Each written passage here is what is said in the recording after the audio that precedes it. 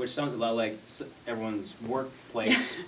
When you're in meetings and they say, this is kind of what your to-do list is, and they don't come back and they don't remind you with a checklist that says, here's a whole list of what the due dates are.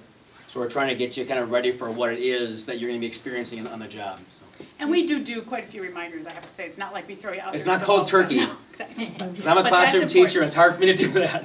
Do you take time to go over those options of all Yes. those schools, even though they've seen them? But Yep. Yes, Yep. we do. We definitely do. We Those are actually, fun. one of the first days, we'll talk about how we don't have a lot of handouts. A lot of this different stuff is through Google. I have it's a bunch of Google documents, and we're gonna do a lot of collaborative kind of stuff. Things will be turned in with Google, and so we get kids set up with connect with me on that, so they don't have a Gmail account, they can get a Gmail account. We can show them the calendar. I put things out on the calendar. We have an actual calendar for the class that maps out when our meeting days are, and so they have that calendar. So if someone comes in and they don't have, if they aren't someone who ever uses calendars, which may be a few of us in here, we do give you and show you some tools to kind of lead you to that point of what's going to make you more comfortable. Great question. We actually go over the technology the first couple of days so that people know what's out there. The other thing is we bring in professional speakers, so we'll sometimes bring somebody in, not so much anymore resumes, I was going to say, but networking and how to build a conversation, how to enter a conversation in a networking event where you don't know anybody, kind of that cold entrance. Blank in here. On different speakers? Topics, yeah. Oh, we have the dining etiquette. Dining we have etiquette, human yeah. resources person. And, Yeah. Yep. So we have a wide variety of speakers come in, and then for those speakers, you'll be doing reflections. So what are you taking away from this? What did you learn from this? How are you going to apply it? And those are some of the things too that we really focus on are the application of what you're learning. So lots of times students say, oh, that was a great speaker. I really liked him because, no. We want to know what you're going to do with what you heard, why you liked him and what you're going to do with it, because that's the important part is being able to apply it.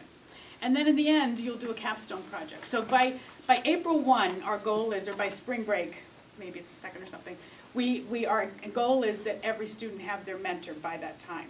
Because that way you've got the 4th term to get your 75 hours of mentorship, on-site mentorship time. If you don't have your mentor by then, the time can get a little dicey. So I really encourage you to set yourself up set that up for yourself as a goal, that April 1st deadline. And then at the end, with your mentor, in conjunction with us and your mentor, you'll actually create and do a capstone project. And in May, the end of May or early June, we'll have a mentor fair.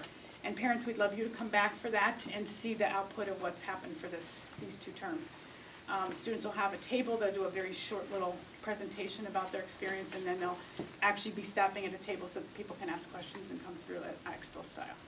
And we invite the mentors that day as well. We invite some different administration, and it's a great capstone of the whole program. And the different quotes in the back of the wall. If you didn't have a chance to see those, definitely take a chance to look at those before you leave, because a lot of those are sometimes taken directly from students' actual speeches that they gave. And a lot of times I would ask certain students would you just please summarize that 30 seconds that you did in this one little paragraph? So that's pretty neat. The mentor fair is fantastic. So grading. Yep. All right. So I'm going to pause here. We've kind of given, starting out. We started off with the schedule, how many days a week, and we were talking a little bit about, what's going to be happening during that time, what some of the expectations are. I'm just going to pause. Questions, and I'm going to hit grading. I'm going to hit a little bit more about the actual mentorships itself, what you do maybe on the mentorship, different types of mentorships. So I'm going to hit those yet. Any other topics that are burning at you that we haven't addressed yet? So would the speakers be coming during the class? During the hours? class time, yes. Okay. Yep. And how many students do you have in the class? We have 17. And there's just one class? Just one class. And what hour is that? 4th period, which is on a Monday. Students, you're gonna have to help me. On a Monday is like 1:05 to 2:40. Okay. And on Tuesday and Thursdays, it's like 1:30 to 2:30, 1:30 to 2:35. Okay. That's a really good question. And the reason that it's 4th hour is because when we start the virtual days, if you will, and start the only meeting in class once a week, then you have from that beginning of 4th hour until the end of the business day or the organizational day to be out with your mentor. So it gives you really an extra hour, if you will, extra class hour to be able to do that. And the other reason why this is held during the springtime is you don't want to be doing your mentorships in January and December. So, right, I don't know why. If it was Florida, maybe a different story. Yeah, exactly. So that's why we ended up having it in the spring and why it's 4th period. Is there anyone here, by the way, before I want to be able to talk with you at the end, anyone that has a 3rd, 4th term, no, a spring sport? Spring sport? Couple? Okay, all right, so we want to make sure that we touch base. I think that, Lauren, I've talked to you and to your mom already about that. We should talk again, though, about what we really want to make sure of for you in that 4th term. Because really, if you hit that April 1st deadline, the 75 hours for the mentorship, right now it seems like, wow, that's a lot of hours. And even for the adults, they think, wow, that's a lot of hours. How we get to 75 is we take all the different virtual days that you are not in class. And we assume that you are going to be for like 85 minutes or an hour and a half, let's say per day, if that we kind of equate that to how many hours that would be over the length of it. So we take all the days that, not even including the 3rd term, just the 4th term, those days that we're not in class, and it equates to right about 75. And I'll jump to this topic, then I'll hit to the grading. Getting those hours, this is going to be, this will be a stressful point for you, and I'll name it right now. It'll be a stressful point for you from now until probably the end of May, for most people. And I will almost guarantee that if you get a mentorship early, and which means a lot of hard work up front, which means right when we start class and we actually say, hey, you have a virtual day to go do this, that you actually do it. If you get that, if you get those different things, and if you are really diligent at the beginning, for those people who have a mentorship set up by the end of the 3rd term and the beginning of the 4th term, a lot of times you end up spending, some can spend 10, 15, 20 hours, some just 5. It all depends on what mentorship you're in, but very rarely do we ever have someone who has a problem in getting hours. Where that situation comes in is if things aren't being done up front that we've laid out for you, to say you have virtual days, and maybe during those virtual days you decide to do your pre-calc because Mr. Thomas has a big test coming up, or something, you decide to do something, right? That would be Calc 3, I guess, Mr. Thomas, or something. Take a nap. Or take a nap, or go home and watch, go home and have a snack, and then not do anything. Because you think, oh, I have tomorrow.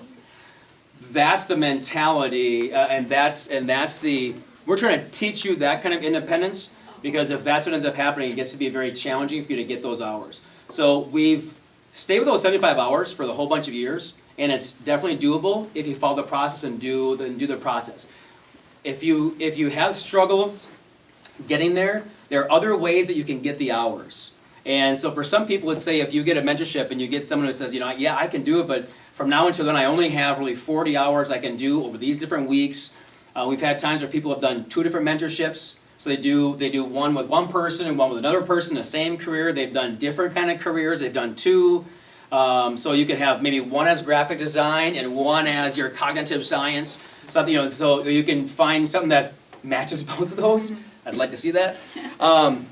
But if beyond that, if you do more information interviews beyond the 5, so for every information interview you do beyond that, you get a credit of, let's say, 2 hours. So if you do 5 more, you just knocked off 10 hours off that 75.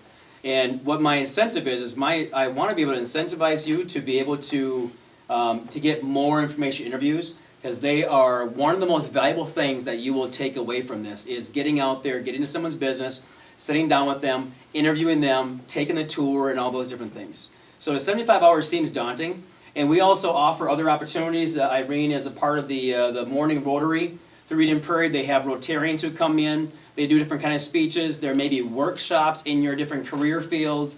There may be a career fair going on at the convention center. There may be a wide variety of different kind of things. And we are always willing to talk with you about finding a way to alleviate that 75 hours. So know that going in. But also know there are some students that don't hit that 75 hours. And for a wide variety of reasons. And sometimes we extend it to the summertime. And we don't like to do that.